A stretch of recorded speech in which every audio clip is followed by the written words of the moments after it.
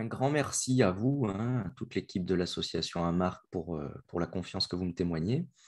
Alors effectivement, gestion de l'incertitude et du stress, je vais vous en parler de ma place de psy. Je vais me présenter un peu rapidement sur une petite diapo. Il faut vraiment être indulgent avec moi parce que je ne suis pas dans le monde tout le temps de l'entreprise comme vous, donc je n'aurai peut-être pas toujours les bons mots. Si vous pouvez adapter mon champ lexical au vôtre, c'est bien, hein. On est parfois sur deux planètes un peu différentes. Donc, dans l'idée, j'avais pensé à 3 points, et puis on pourra les augmenter ça si vous voulez dans la discussion ensuite. Gestion du stress et incertitude. On est vraiment sur un stress très particulier, et c'est ce que je vais m'attacher à vous montrer ce matin, et une incertitude très particulière aussi vis-à-vis de la situation sanitaire et sociale actuelle. Donc, je ne vais pas vous parler du stress en général, quoi, hein, parce qu'on a vraiment remarqué qu'il y avait des spécificités contextuelles. Ensuite, un deuxième point que je vais développer, c'est que finalement, ça produit quoi l'insatisfaction de l'autre chez nous? Comment on reçoit tout ça? Et qu'est-ce qui se passe à l'intérieur de nous-mêmes quand ça se manifeste? Et enfin, un troisième point, comment on peut gérer tout ceci, à la fois le stress, à la fois l'incertitude. Alors, je sais que dans la présentation, il y avait un terme qui m'est très cher, ce qui était question de résilience. Donc, on verra effectivement comment on peut être résilient sur des situations qui peuvent être agressives, complexes, incertaines ou stressantes. Voilà. J'espère que vous m'entendez tous et tous bien. Alors, je parle de quelle place en fait, hein, comme ça au moins vous voyez un peu qui je suis. Tout a commencé avec une thèse en psychologie sociale et psychologie clinique sur les suicides chez Orange France Télécom. Donc là, en termes de stress et de situations incertaines, on était plutôt pas mal. Donc ça m'a permis d'être dans le grand bain pour ces questions-là. Et puis ensuite, comme vous le voyez, je me balade dans l'objectif d'aider le plus grand nombre. Alors, c'est pas d'aider, de sauver tout le monde, hein, parce que ça, j'ai bien compris que ce n'était pas possible, mais d'être le plus présent possible pour, euh, pour, euh, pour que les gens se sentent le mieux possible. Voilà. Je n'ai pas dit pour qu'ils se sentent bien, j'ai dit pour qu'ils se sentent le mieux possible. Donc, ça veut dire que je suis aussi présent dans les armées au niveau de l'hôpital militaire de Toulon pour aider les équipes à gérer justement ces incertitudes, ces changements, ces stress. Donc, je ne m'occupe pas des patients dans cet établissement. Je laisse ça à la psychiatrie. Moi, je m'occupe uniquement des équipes. L'enseignement, c'est quelque chose de très, très important parce que les étudiants d'aujourd'hui, ça va être en gros les travailleurs et puis peut-être aussi les dirigeants de demain. Donc, Centrale Marseille, Sciences Po Ex, l'IAE-DEX aussi, j'ai fait un petit passage.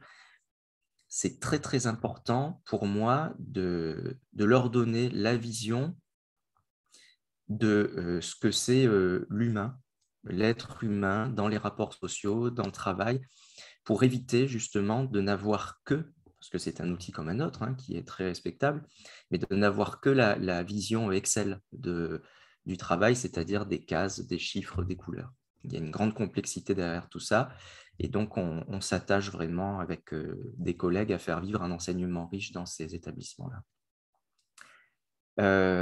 Les publications, voilà, les conférences, beaucoup à l'étranger, avec d'autres universités pour être sûr de bien parler du bon sujet. Quelque chose qui m'intéresse beaucoup en termes d'exactitude et de précision, pour voir à la fois comment les collègues à l'étranger en parlent et pour voir si on arrive à peu près sur les mêmes conclusions. Alors, c'est intéressant parce que le problème est à peu près le même partout, dans la mesure où on partage à peu près la même culture de travail, mais on verra qu'il y a des petites différences, mais c'est quand même assez homogène. Et puis, voilà, effectivement, 2 ouvrages. Un, il y a 10 ans, les risques psychosociaux au travail, et puis un cette année, le travail est malade et il nous fait souffrir, pour toujours dans cette mission de toucher le plus grand nombre et puis de poser des questions. Voilà.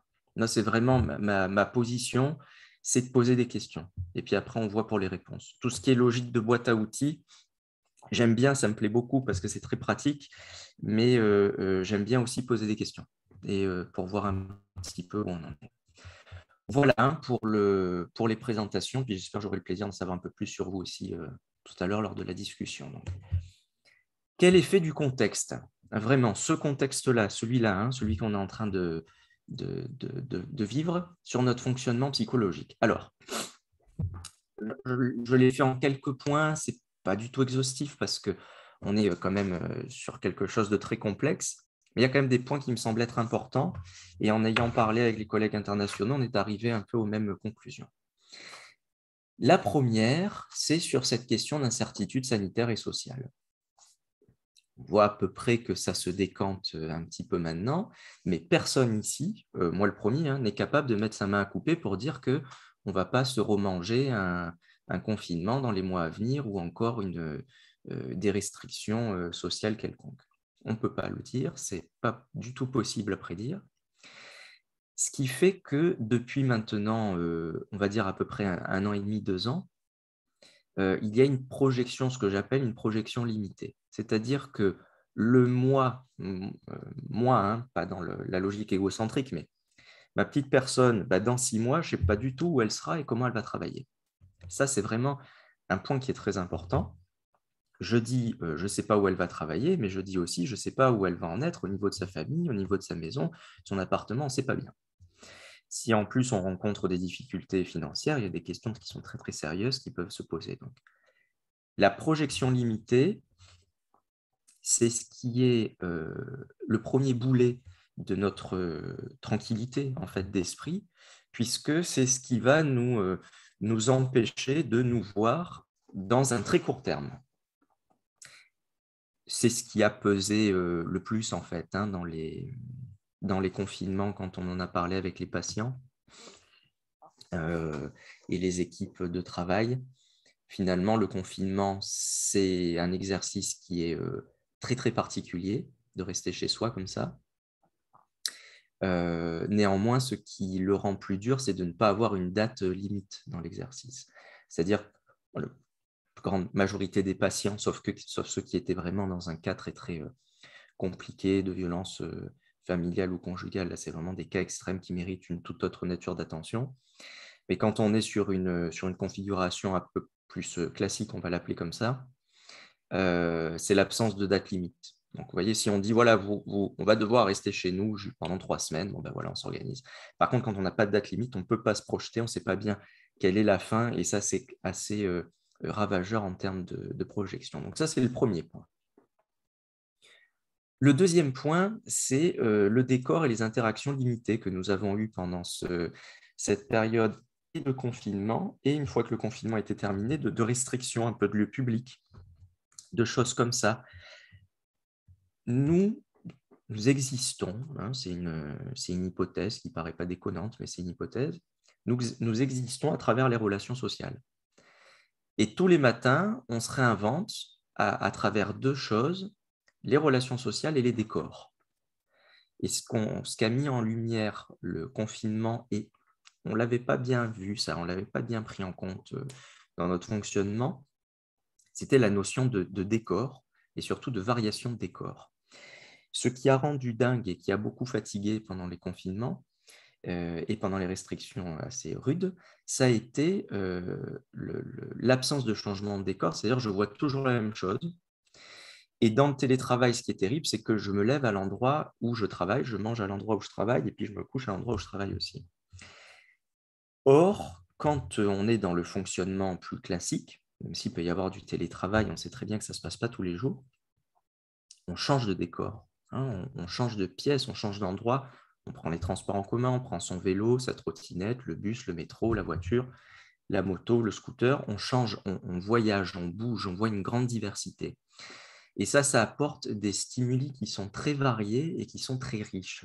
Et puis on arrive dans un autre endroit avec des codes qui sont différents de la maison, avec des rituels qui sont différents de ceux de la maison, avec des gens qu'on aime ou qu'on n'aime pas. Mais peu importe, parce que ça va nous permettre de nous adapter à tout ça, ça va faire vivre une forme d'identité qui est très variée et qui fait toute la richesse des relations. Et ça, on ne l'a pas eu, et on va voir ce que ça a créé, ce que ça a pu créer chez nous pendant tous ces mois-là. Ça nous amène au troisième point, hein, la diversité de soi, qui se trouve aussi limitée. Voilà, quand je vois que mon épouse et mes enfants, je suis en fait que le mari et le père, et c'est terrible parce que je suis toujours dans le même décor. Alors que quand je suis aussi au travail, je suis aussi le collègue, je suis le patron, je suis subordonné, je suis tout ça. Tout ça, le contact client, tout ça. Et ça fait beaucoup de bien. Ça fait beaucoup de bien, tous ces rôles-là, toute cette diversité, c'est vraiment très agréable. Et puis un dernier point, moi que je trouve vraiment fascinant et qui a touché surtout les hôpitaux, parce qu'on s'est penché sur la question, mais je pense qu'il a touché beaucoup plus de monde que ça, c'est la question de l'incertitude sur les compétences et sur la vision des compétences. Dans les hôpitaux, pendant la crise Covid, ce qui a été extrêmement intéressant, ça a été de voir vraiment des équipes spécialistes des maladies, des infectiologies, des choses tropicales, des trucs vraiment très rares et très précis, des spécialistes qui se trouvaient complètement perdus face au Covid. Et ils savent faire, ils sont restés très professionnels, mais à un moment donné, avec à la fois la peur de la contamination, à la fois la peur de la contamination des proches, à la fois qu'est-ce qu'on fait des vêtements quand on sort de l'hôpital, est-ce qu'on les jette à la poubelle, est-ce qu'on les lave, est-ce que je me touche tout de suite, est-ce que j'ai le temps de faire un bisou à ma femme, à mon mari, à mes enfants. Eh bien, toute cette incertitude-là a fait qu'à un moment donné, sur des gestes très très simples, tels qu'une injection, une prise de sang, une pose de cathéter, eh bien, les soignants se posaient la question de savoir comment on faisait. Et ça, c'est vraiment, pour moi, capital, parce qu'on parle d'experts, hein, de spécialistes, et qui se posent une question vraiment de geste technique sur un geste technique le plus simple possible pour eux. Autrement dit, l'effet de l'incertitude sur la compétence et sur la vision de la compétence. Ils n'avaient pas oublié de le faire, mais ils se posaient tellement de questions périphériques sur l'environnement instable et incertain, ils n'y arrivaient pas.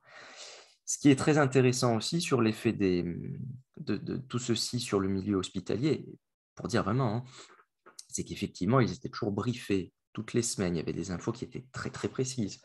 Les médecins, les chefs de service savent de quoi ils parlent. Donc, c'était vraiment très intéressant de voir la précision de l'information. Et pour autant, les équipes étaient parfois parasitées par les informations médiatiques qui n'étaient pas du tout, elles, précises, ou alors qui allaient un peu dans le sens parfois de confusion. Autrement dit, même les spécialistes ne pouvaient pas être complètement imperméables à tout l'aspect incertain du dehors de l'hôpital, donc sociétal. Ce qui fait qu'il y a vraiment plusieurs couches d'incertitude, plusieurs couches d'impact sur la vision du travail et aussi sur la vision de ses propres compétences, si bien qu'une prise de sang, une injection, une pose de cathéter, on se demande comment on va la faire avec tout ça. Ça n'a pas duré longtemps, mais ça a quand même existé. Il n'y a pas eu d'effet, bien sûr, hein, puisque ce sont des gens très professionnels, donc il n'y a jamais eu de loupé. Mais se poser la question, je trouve ça tout à fait vraiment très intéressant, puisqu'on n'a jamais vu ça, par ailleurs. Ebola, tout ça, on n'a jamais vu ça. Pourtant, ça a été des crises sanitaires majeures aussi, et il n'y a jamais eu cet effet-là de l'incertitude sur la compétence. Qu'est-ce que ça produit chez nous, tout ça, pour le dire très rapidement, hein, bien sûr. La peur, hein, on ne sait pas trop comment ça se passe, si on est contagieux, si on n'est pas contagieux. De l'anxiété. Alors l'anxiété, moi, c'est ce que j'appelle le petit vélo. On pose une idée et l'anxiété pédale, et puis alors ça fait un scénario qui est ultra complexe et qui nous prend toute la journée, hein. Oui, mais alors, je me suis mis du gel, mais je n'en ai pas mis en sortant, puis ensuite j'ai pris le chariot, puis ensuite j'en ai pas mis. Bon. Et donc ça crée une charge mentale qui est extrêmement incroyable et énergivore. On est fatigué à la fin de la journée et on ne sait pas vraiment pourquoi. Du stress, bien sûr, sur la façon dont tout ceci se passe, est géré et comment ça va se terminer. On a eu bien sûr des burn-out, ça je pense que c'est que le début d'ailleurs, on va pouvoir en parler un peu ensemble, hein, si vous le voulez, mais effectivement, quand on a des gens qui sont fatigués, stressés, anxieux, ces gens, ça peut être aussi des clients qui sont avec vous, des collègues qui sont avec vous et qui viennent à votre contact d'une façon totalement différente de d'habitude. Quelqu'un qui est tout à fait stressé par rapport à l'environnement va appeler une entreprise, un service client. C'est le moment d'utiliser les mots qui sont les vôtres. Moi, je n'aurais peut-être pas les bons, avec une conduite qui n'est peut-être pas celle de d'habitude. Et on a aussi un tas de conduites d'évitement, avec la naissance de phobies, d'agoraphobie, des choses comme ça, de peur de maladie, qui se développent aussi. Donc, vous voyez, on a des bonnes choses aussi, je vais vous en parler à la fin, mais je suis toujours partisan de ne pas nous cacher derrière le petit doigt, il faut dire ce qui est. Il y a eu tout ça comme effet. On est à peu près au début, d'ailleurs, des effets psy de cet épisode-là. Et il est bien évident que ça ne peut pas être vain ou anodin sur la façon dont on se comporte avec l'autre, en général. Et y compris pour nos collègues, nos clients. Moi, je vois bien aussi, ne serait-ce que dans le cadre des consultations cliniques au cabinet, les patients sont très touchés par tout ça et il est possible parfois qu'ils soient un petit peu plus agressifs concernant les retards. Bon. Donc, on le prend en compte et on en prend note. C'est tout à fait, c'est assez logique comme conséquence.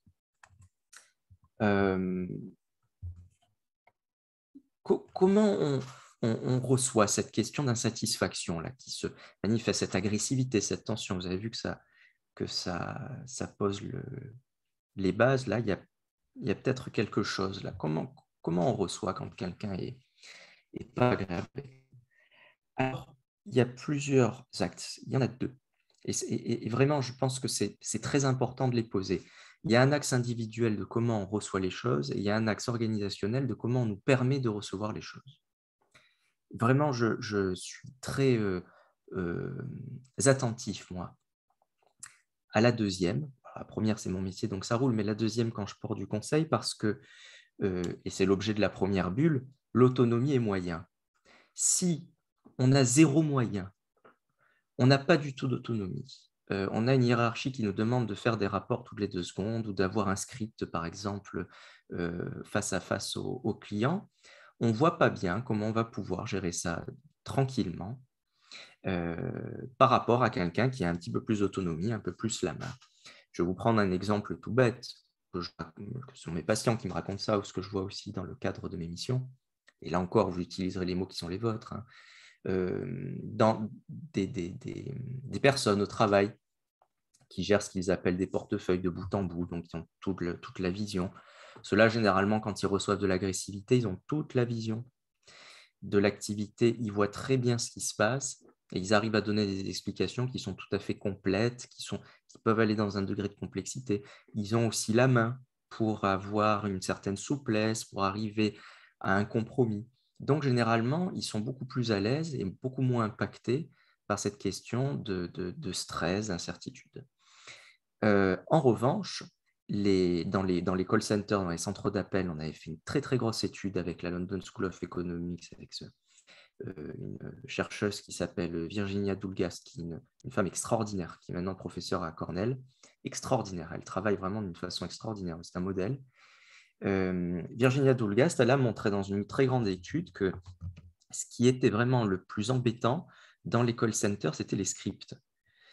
Parce que le script, c'est très confortable face au client dans un premier temps, sur une situation lambda, mais dès qu'on a de l'agressivité, dès qu'on a de l'incertitude, dès qu'on a du stress, le script devient complètement handicapant. Ça limite tout à fait l'interaction. Et l'agent qui avait un script et qui était confortable avec ça doit d'un coup innover, doit d'un coup devenir créatif, et il n'était pas prévu. Il n'était pas formé, on ne lui a pas donné l'idée de ça. Ça ne veut pas dire que l'agent n'est pas créatif, ça veut dire que ce n'était pas prévu dans l'organisation du travail. Et ça, c'est vraiment un point qui est clé, c'est est-ce qu'on permet et comment permet-on dans le travail l'émergence de la créativité? Autrement dit, en psychologie sociale, on pourrait se poser cette question-là, quelles sont les conditions d'émergence de la créativité, d'émergence de l'autonomie, d'émergence de moyens qui puissent nous permettre d'accueillir l'insatisfaction, l'agressivité, le stress, pour transformer tout ça et avoir quelque chose d'assez humain en face de soi. Donc, vous voyez, c'est vraiment le premier point, la première bulle, pour moi, elle est vraiment très, très importante puisqu'on ne va pas pouvoir demander des miracles aux gens. Et ce que je trouve limité, voire parfois un peu gonflé, c'est quand on dit, voilà, on va vous former un peu sur les émotions, sur la gestion du stress, etc.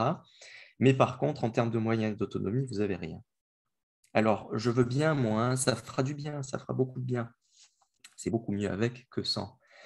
Sauf que on va passer à côté de l'essentiel, c'est-à-dire de la condition d'exercice, de la structure qui accueille l'exercice. Et ça, pour moi, c'est vraiment la base, le point numéro un. Ensuite, quand on a une formation, par-dessus tout ça, c'est extraordinaire. Et puis là, on arrive à des choses qui sont vraiment très, très agréables. Le deuxième point, qu'est-ce qui se passe quand on reçoit de l'insatisfaction? Évidemment, ça questionne les compétences. Tout comme dans le cadre de l'incertitude des soignants qui ne savaient plus trop, qui se posaient la question à un moment donné comment on fait un acte simple, à un moment donné, l'insatisfaction de l'autre nous branche sur un module la communication sur une partie plutôt émotionnelle, plutôt sensationnelle que rationnelle. Et quand on est sur une partie rationnelle, avec quelqu'un qui est calme, qui nous parle, qui évoque des sujets de façon tout à fait tranquille, alors on va pouvoir réfléchir ça tranquillement avec lui. Mais quand ça parle fort, vous voyez, quand ça parle fort, quand il y a des mots qui sont forts, quand ça percute, quand on ne sait pas trop où on en est, alors on bascule un petit peu sur un versant émotionnel. Et là, quand on est sur ce versant émotionnel, la question des compétences, elle en prend un coup et on ne sait pas bien gérer. Là où c'est intéressant, c'est que on se dit qu'on ne sait pas bien gérer. Ça ne veut pas dire qu'on ne sait pas bien gérer. On pense qu'on ne sait pas bien gérer. Alors que quand on est sur un versant rationnel, on peut tout à fait se dire qu'on sait bien gérer. Et ça, c'est vraiment très, très intéressant de voir comment la bascule peut être faite sur la perception de ses propres compétences, comment je vais gérer cette personne qui apparemment est insatisfaite et me bouscule dans l'interaction. Le troisième point, vous voyez qu'il est lié, hein, c'est la question du contact avec la souffrance de l'autre. Quelqu'un qui est insatisfait, ce qui pose problème, c'est tout le non-verbal que ça dégage. On voit très bien que les gens, même au téléphone, je veux dire, ça s'entend, hein, ce n'est pas les mots, le non-verbal, c'est le ton, le volume sonore, la rapidité, l'élocution en général. Et quand la personne est physiquement présente, ça va être toute la posture et l'élan. Ce non-verbal-là, ce n'est pas un non-verbal de bien-être. Ce n'est pas un non-verbal d'agréable, ce n'est pas un non-verbal de bienséance, c'est un non-verbal qui témoigne d'un malaise, d'une certaine forme de souffrance. Et quand on se met en position d'empathie, on ne peut pas ne pas se mettre en position d'empathie, puisque c'est notre spécificité humaine, eh bien, on prend tout ceci plein pot. Si bien que c'est devenu, cette question de l'empathie et du contact avec la souffrance, est devenu un risque qui est évalué avec les risques psychosociaux. C'est un risque qui est devenu évalué et qui rend compte d'un stress au travail qui peut tout à fait rendre malade.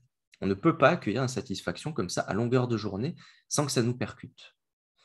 Et le quatrième point, c'est bien sûr l'effet miroir, avec la question du neurone miroir, bien sûr, où on s'aperçoit très rapidement que lorsque l'on a affaire à de l'agressivité, et la situation d'incertitude de l'agressivité et la situation de stress dans laquelle cela nous plonge donne une réponse assez automatique d'agressivité. Et ça, c'est vraiment très, très perturbant de voir que lorsque l'on se fait agresser, ou lorsque, vous voyez, quand le ton monte, hein, si l'agression est un mot fort pour vous, mais quand le ton monte, le stress donne une réponse qui nous prépare plus à la bagarre qu'au calme. Sur le modèle du flight or fight, ça nous prépare soit à la bagarre, soit à la fuite, mais certainement pas au pourparler. Et donc, on a cet effet miroir là de quelqu'un qui est agacé et de l'autre qui va répondre aussi de façon agacée. Donc là, on voit bien qu'on n'a pas des bases qui nous permettent d'être dans quelque chose de très tranquille. On en arrive au dernier point. Quelle considération, du coup, pour gérer tout ceci? Alors, on a trois approches. Avec trois personnes, vous en avez plein d'autres, et puis vous pouvez utiliser, vous, les références qui vous plaisent. Moi, je pars toujours de l'école de Palo Alto et de la façon dont cette école, dans les années 50, enfin depuis les années 50, a questionné à la fois la place du verbal et du non-verbal et à la fois la place de la communication non violente, agréable, voire thérapeutique, avec la question de l'hypnose conversationnelle qui a été développée ensuite par Milton Erickson. Donc, on a trois messieurs là qui sont avec nous. On a Gregory Bateson pour la question de la communication par Palo Alto. On a Milton Erickson pour la question de l'hypnose conversationnelle. Et puis, on a Boris Cyrulnik pour la question de la résilience. Et là, je vais vous prendre 5 petites minutes pour terminer ce propos, puisqu'on est vraiment sur la dernière partie. Que nous disent ces trois personnes-là? La première chose, c'est que, ça c'est Gregory Bateson, lorsque l'on a une insatisfaction qui est formulée, si on tente tout de suite de la transformer en positif, on a une augmentation de l'insatisfaction. Donc ça, c'est très très important. On le voit en tant que clinicien tous les jours, quand on a des patients qui arrivent et qui nous disent en ce moment ça ne va pas du tout, si on leur dit oui, ben, ça va aller, alors là on ne comprend rien, on n'est pas du tout avec eux et ils nous lâchent tout de suite et ils ont bien raison. Pourquoi? Parce que tous leurs amis et toute leur famille ont déjà dit ça, ils ne sont pas venus voir un spécialiste pour ça. Donc ce que nous dit Gregory Bateson, c'est lorsque le problème est formulé, lorsque l'insatisfaction est formulée, on la renvoie telle qu'elle. C'est-à-dire, j'ai tel problème et ça me rend malade. Ce que dit Gregory Bateson, c'est, alors si j'ai bien compris, vous avez tel problème et effectivement, vu la façon dont ça se passe, ça doit vraiment vous rendre malade. On est d'accord. Ce qui se passe immédiatement, et vous voyez qu'on n'est pas sur quelque chose de magique, hein, je ne vous donne pas des recettes qui marchent à tous les coups, mais ce sont des choses qu'on observe, y compris dans la thérapie. Ce que l'on remarque, c'est, ouf, on m'a compris. Ça veut dire que là, on a la porte ouverte pour tout le reste du travail. Ce n'est pas joué, ce n'est pas fini et ça peut tout à fait pas bien se passer par la suite. Mais dans tous les cas, là, on a une petite fenêtre de tir où enfin la personne nous a compris. Et ça apaise tout de suite. Ensuite, on a Milton Erickson qui nous dit, dans la question de l'hypnose conversationnelle, l'utilisation de mots durs, difficiles, inquiétude, stress, incertitude, vous voyez ça? Problème, et Palo Alto l'a montré aussi, provoque chez celui qui l'énonce une attitude dure. Donc, quand je dis problème, quand je dis maladie, quand je dis grave, quand je dis des choses comme ça, j'ai tout mon non-verbal qui accompagne. Et quand je dis la même chose, mais avec des mots doux, c'est-à-dire, au lieu de dire inquiétant, on dit c'est pas très rassurant, on est sur l'élocution de mots doux, de mots très positifs, et donc tout mon corps accompagne ça. Ce qui fait que chez l'autre, ça a comme effet, un effet empathique de se dire, bon, bah, il y a un climat conversationnel qui est quand même un petit peu plus doux. Donc, les mots, ce que nous disent Bateson et Erickson, c'est les mots durs, inquiétants, problèmes, etc. On les remplace par des mots positifs et on met un négatif devant, non ou pas, puisque ce que fait le cerveau, et ça c'est vraiment intéressant quand on se penche là-dessus en neurobio, le cerveau ne prend pas acte de la négation. Et très simple, hein, quand je vous dis surtout ne pensez pas à un éléphant, surtout ne pensez pas à un éléphant, bah, on pense à un éléphant, c'est comme ça. Donc le ne pas, il est parti à la poubelle entre-temps. Ce qui fait que quand on dit oh là là, c'est vraiment pas rassurant, on est resté sur rassurant. Vous voyez, je ne suis pas certain qu'on arrive à une solution, on est resté sur solution. Et donc ça induit un climat conversationnel qui est beaucoup plus intéressant. Milton Erickson nous dit une deuxième chose, il nous dit ceci, c'est qu'on peut renvoyer le problème comme le fait Bateson, en disant effectivement, ça vous pose un problème, mais aussi on peut le gonfler. C'est-à-dire, oulala, mais le client ou le patient nous dit, voilà, j'ai tel problème et ça me rend mon quotidien assez difficile. Et Milton Erickson pourrait dire, mais alors là, ça doit carrément être un enfer pour vous. Et ça lui permet quoi? Ça lui permet de jauger la réponse de l'interlocuteur. C'est-à-dire, soit la personne dit oui, effectivement, on m'avait bien compris. Paf, parfait, on a un accord. Soit elle dit non, quand même pas. Et ça permet de jauger et de voir où on en est. Et enfin, la troisième personne que vous connaissez, hein, j'imagine, c'est Boris Cyrulnik, aussi un Toulonnais, ça fait plaisir d'avoir, enfin un Sénois pour être précis, ça fait plaisir d'avoir un collègue aussi émérite à côté, un voisin. Il nous parle de résilience. Et la résilience, je vais la réduire, et puis il me pardonnera parce qu'il a eu la gentillesse de préfacer le bouquin, donc on se connaît un petit peu, il me pardonnera de réduire ça. Moi, je réduirais ça aujourd'hui entre nous à la qualité de notre accompagnement. Ce qui va nous permettre de passer des moments durs, des moments difficiles, c'est d'en parler autour de soi, c'est d'en parler le soir. Si on embête trop notre conjointe ou notre conjoint avec ça, eh ben on en parle à des amis, on en parle à un psy, on en parle à notre médecin, on en parle, mais on en parle à des collègues, à notre patron, à nos subordonnés, à un lien social.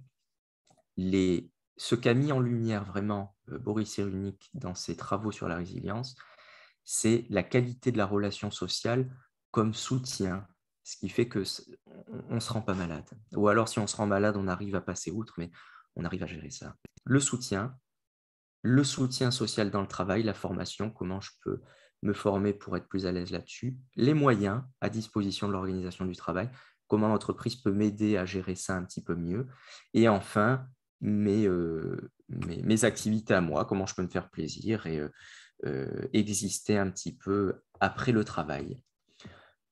Voilà, hein, je vous remercie, j'ai un tout petit peu dépassé le temps qui m'était imparti.